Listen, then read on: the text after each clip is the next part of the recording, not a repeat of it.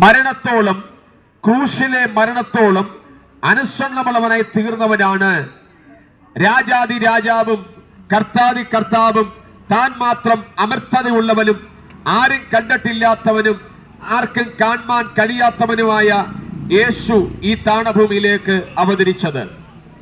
പ്രിയപ്പെട്ടവരെ, നിരവധി പരാജയങ്ങൾ ഈ ലോകത്ത് പലരും നേരിട്ടുകൊണ്ടിരിക്കുന്ന ഒരു കാലയളവാണ്.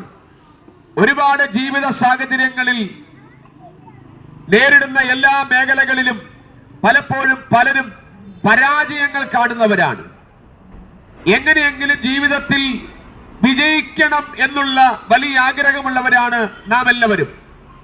മനുഷ്യനായി പിറന്ന ഏത് വ്യക്തിയും, വലിയവരാകട്ടെ ചെറിയവരാകട്ടെ, വിദ്യാസമ്പന്നരാകട്ടെ വിദ്യാവിഹീനരാകട്ടെ, കറുത്തവനാകട്ടെ വെളുത്തവനാകട്ടെ, ജാതി മത വർണ്ണ വർഗ വ്യത്യാസങ്ങളില്ലാതെ എല്ലാവരും ഒരുപോലെ ആഗ്രഹിക്കുന്ന ഒരു പ്രധാനപ്പെട്ട സംഗതിയാണ് വിജയം എന്നുള്ളത്.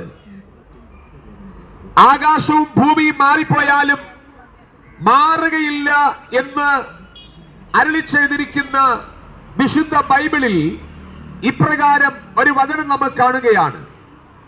നമ്മുടെ കർത്താവായ യേശുക്രിസ്തു മുഖാന്തരം നമുക്ക് ജയം നൽകുന്ന ദൈവത്തിന് നന്ദി. പ്രിയപ്പെട്ടവരെ, നമ്മളെല്ലാവരും ഒരു വിജയം ആഗ്രഹിക്കുന്നവരാ. നമ്മുടെ കുടുംബം പരാജയപ്പെട്ടു പോകാൻ നമുക്ക് ആഗ്രഹമില്ല. നമ്മുടെ തലമുറകൾ പരാജയപ്പെടുവാൻ നമുക്ക് ആഗ്രഹമില്ല. നമ്മുടെ ബിസിനസ്സുകൾ പരാജയപ്പെടുവാൻ നമുക്ക് ആഗ്രഹമില്ല. നമ്മുടെ മുന്നോട്ടുള്ള ഭാവി മേഖലകളിലെ സകലതും വിജയിക്കണമെന്നുള്ളത് നമ്മളുടെ ഹൃദയത്തിന്റെ വലിയ ആഗ്രഹമാണ്. പക്ഷെ ഞാൻ ഒരു കാര്യം ചോദിക്കട്ടെ, ഈ ലോകത്തിന്റെ ഓരോ പ്രവൃത്തികൾ കൊണ്ട്, ലോകത്തിലെ ഏതെങ്കിലും മനുഷ്യന്റെ സഹായമുള്ളത് കൊണ്ട് നമുക്ക് ജയിക്കാൻ കഴിയുമോ?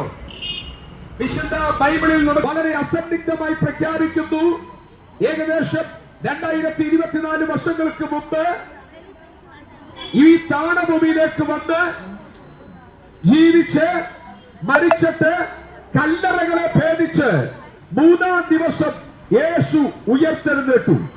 മരണത്തെ പോലും ജയിച്ച് ഉയർത്തെഴുന്നേറ്റ ആ യേശു നിങ്ങളുടെ ജീവിതത്തിൽ വിജയം തരുവാൻ ശക്തനായ മഹാനായ ദൈവം തന്നെയാണ്. നിങ്ങളുടെ ജീവിതം ഒരു പരാജയത്തിലാണോ? നിങ്ങളുടെ ജീവിതം വളരെ നിരാശാജനകമാണോ?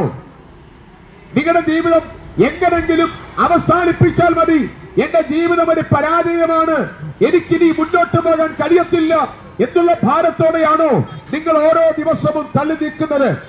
പക്ഷെ ഇന്ന് പകൽ